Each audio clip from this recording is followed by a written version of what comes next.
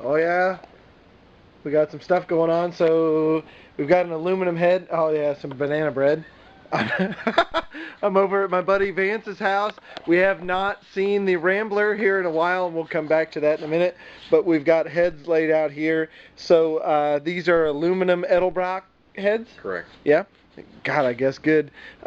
This one had been, if I remember right, did the engine blow up or did it get in a wreck? No, the car was in an accident. There you go. A projectile came through and broke off the front of the head, including the first boss here for the rocker arm stud, and damaged it. So those repairs have been done, repaired, and 2 new valve guides. And the reason there are no valves in here is because these valve guides need to be reamed out, and that didn't get done at the machine shop, but they're going back. But this is all welded in, so they welded this solid, put an insert here, welded this solid, put an insert here. So this looks like an oversized insert. Yeah. Yep. So Correct. It's a big one. That's a normal one. But it looks like these performance heads, which I think you got a pretty good deal on, right, Vance? Yeah, they were a pretty good deal. And because they were broken. Because they were broken, but these performance heads are going to work out. So we got the valves here. They're going to get reamed out so the valves will fit, and then the rest of the heads will get assembled, I'm guessing. Yeah. Yes. Other things, we haven't seen the full paint here, so I'm showing the car. There it is. It's gorgeous. You guys got it. If you saw this in person, you'd flip. So I'll start here with the hood. You'd have to go back to the old videos to see this hood before this. I'm going to call it an induction cowl. That may not be the right word, but they had a Ram Air, right? Yeah, this is a 1970 AMX or Javelin Ram Air scoop put on a 66 to 69 American hood. So this was cut out of a damaged AMX hood and welded onto this hood. And it is functional. There was a time before I decided to turbo the car that I was going to have a air cleaner that fit tight to the bottom of the hood, and I recessed this to match that. Yeah. That's all long gone. Now that I'm turboing the car, obviously that system won't work, so now I've got an air cleaner up front in front of the turbo. But so I'm going to have fresh air blowing down on top of a motor that doesn't need fresh air there. Well, yeah. So it's okay, but it still looks cool. Right? It's still a hood scoop that needs to be there for aesthetic purposes. Okay. And I would say from the layman's standpoint, this thing looks seamless. So there's something to be said just for the craftsmanship of grafting this thing onto the hood. It looks awesome. Then the sort of pièce de résistance on this hood is there's a squirter here for the windshield, for the cleaner. So normally I think this hood scoop comes straight around, and Vance carved this little guy in to put the squirter in there, which is kind of cool. Kind of a little custom touch, right? Yep. So that's the hood. That's sort of piece one. The other one is, and I'll sort of stand back here and just give you a sort of head-to-toe shot of the car sitting on the wheels like it's supposed to sit. I know I chatted with Vance a little bit about the stance of this car and about the car in general when I saw it for the very first time. I thought it was a really ugly car. I'll be the first to admit that. But then we can flash back. I think I probably have them on my computer, so I can probably throw it up to the renderings of what this car was going to look like. Vance set the ride height and had these wheels. These are American Racing knockoffs, but they're pretty sharp wheels, 5 spokes. And he sent me those photos of just the wheels just placed under the car with a string line and kind of making everything close. When I walked in and saw this thing sitting, this is the first time I've seen it sitting on wheels. It's awesome. It's just awesome. And it sort of takes away that funny bubbly feeling. I think it has a little bit to do with the shadow mask in here and some other stuff. But we ought to take a look at the rest of the car. So let's see. I don't know where we want to go here, Vance. I guess we start up front. Yeah, well, without the rest of the body on, you just have to imagine that the doors have the same black stripe that comes across the top of the doors with the silver that separates the Oh black yeah, and the white. we need to take a look at that. Yep. And then the black extends across the top of the hood, and again the silver separates the black and the white, and then the entire hood is black. Mm-hmm. And the black is it's a satin black. It's a SEM. yeah, it's a SEM hot rod black. So it's a single stage urethane. Is it called hot rod flats? Is that or hot rod black? Hot rod black. Okay. And then the engine compartment's the same color. Yep. And so the engine compartment is prepped for a number of things.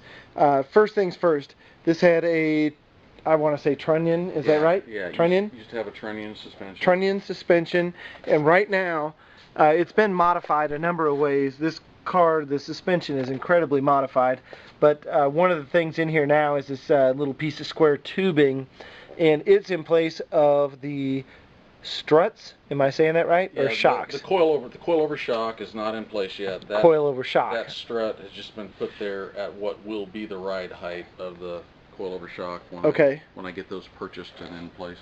Okay. And then we've got a oil filter relocation plate here. Correct. And what else have we got up front here that's... Well, I think the last time you might have done this, the turbo piping comes down through there and comes up to the turbo will be mounted right here. So that's and the turbo piping comes off of each side of the motor to a single turbo. So that's why the oil filter relocation has happened. Okay. So radiator mount, intercooler mount. None of that's in place yet, obviously, but it's starting to get pretty tight in the front area of the car. Surprise, surprise. Yeah. Obviously very empty engine compartment as far as emissions go and wiring goes, but it still becomes tight once you start trying to put the turbo cold and hot piping in there. And these are the fuel lines. This is supply, return. They're not finished yet. They're not actually in the final place. They'll stop right here with an AN fitting to some black nylon Summit Racing fuel line to go to a regulator right there, and then distributed to the carburetor. This is our fuel pump setup. A couple of you guys might get a big kick out of this. So fuel regulator, fuel pump made for 1,000 horsepower here. I don't know that that's necessarily what that means, but it can support up to that. Yeah, it's a big fuel pump. Overkill for me. So your horsepower, top horsepower is going to be? Oh, I don't know. I anticipated 550. 550. Okay, so this should definitely take care of it. Aeromotive, if you guys want to look those folks up, are they local here? Local, Kansas City company, Lenexa. Yeah. Kansas City company. If you guys want performance, just call Kansas City. They'll take care of you. Great fuel products. Fuel filter here. This is just gorgeous stuff. I mean, the way it's anodized, the way it looks, all that kind of stuff. That's the post filter. Post filter. The pre-filter's down there. There will be a 100 micron pre-filter. And then 40 micron post filter for carbureted application. There we go, carbureted. If it was fuel injection, it'd be down about 10 micron. So regulator somewhere around 7 psi. But then the cool deal is it has a port here, right, for boost reference for the turbo. So you can set it to add 1 psi for every psi of boost. Correct. Is that right? So you can use that type of a fuel regulator, pressure regulator for any supercharged application for carburetors. Oh yeah, there you go. The interior, we have a bunch of, let's call it roofing. What's the right word for that, Vance? The product name is Peel and Seal. You can buy it at Lowe's, and it's just an adhesive back. It's like product. A 1/16 of an inch, maybe. Yeah, it's 40 mil, I believe. It's very similar to the Dynamat. Obviously, it's not as expensive as Dynamat. Probably not as good as Dynamat. It's Does it smell? Thinner. It does not smell. It's a nope. It's a rubber bitumen product. So it's not a tar product. So what'd you call me? I did not call you a bit anything. So that's what's on 90% of the floor. So okay, so that's what. If you look here, that's these little strips here, and then we have some Frost King duct insulation, which is in this zone just underneath the passenger side. So if you look at the driver's side, it's all in the roofing stuff here and all the way back, but this passenger side has the duct insulation because of the exhaust. Yeah, the single down pipe from the turbo goes down that side. That's a 3-inch pipe right there to the muffler just behind the back seat. So I decided to use this product there because it's got a little bit more R value. So shield a little bit of heat. Yeah, shield the heat out of the engine compartment. And you can see the roll tube, or the roll cage, I'm sorry, the roll cage that's in here, and this was all TIG welded by a certified guy, and it comes around. We'll just take a peek. The headliner is in. One of the things Vance and I talked about was a little piece that was back, a little trim piece that was back along the package tray where it meets the rear window there. And it's a 2-door only, sedan only piece. Correct. So it wasn't on every Rambler, and it wasn't on every year, and it wasn't on a bunch of stuff, but it's unique to this car. And it's this little blue strip here that is plastic. And let's just take a look at the cross section of that guy. And of course, there's a screw on either end, and it broke right there with the screw on either end. So it needs an inch or two of addition. So it's either going to get added on by fiberglass or an old bumper cover or a something. There's going to be another piece that comes around here to put that in to make it sort of take those pieces that are unique to this car and make it somewhat correct. Is that accurate? Yes. Otherwise, it's trying to make something out of chipboard, cardboard, interior product board, or try to fix that one. Yeah. I haven't decided yet what I'm going to do. Well, so we'll just take a quick peek here at the shadow mask and how that all works. So the shadow mask was definitely not on the Rambler. This was a AMX. Correct. The shadow mask was an AMX option, and I wanted to try to mate the AMX shadow mask with a Rambler because I've always loved Rambler Scramblers, which is the red, white, and blue hot rod Rambler. But I didn't want to make a clone of that, so I decided to take the AMX shadow mask and put it on a Rambler and see if I can make it look like a hot rod. Yeah, well, it does.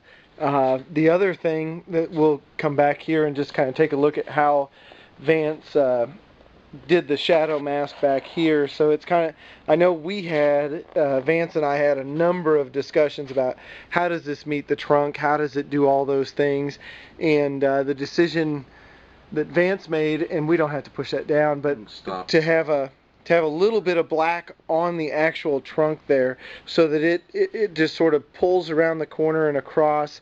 And I know we talked about breaking the graphics up and doing all these crazy things, and this was what Vance decided on. I think it looks killer. And then the silver stripe wide pinstripe. So the pinstripe is actually under clear because it's a metallic, and he wanted to be able to color sand and buff that. And then this is all a flat black here. The other thing I thought was really cool, this trunk was rotted out. If I remember right, the fuel filler was in a different spot. Is that right? No, or am I thinking wrong? I centered the tank. The fuel tank on these cars is originally offset, so I just moved the filler neck on the tank to the center of the tank and recentered the tank. But this was always here. Okay. I knew there was... I did have to rebuild this because both of them were rotted away. Okay.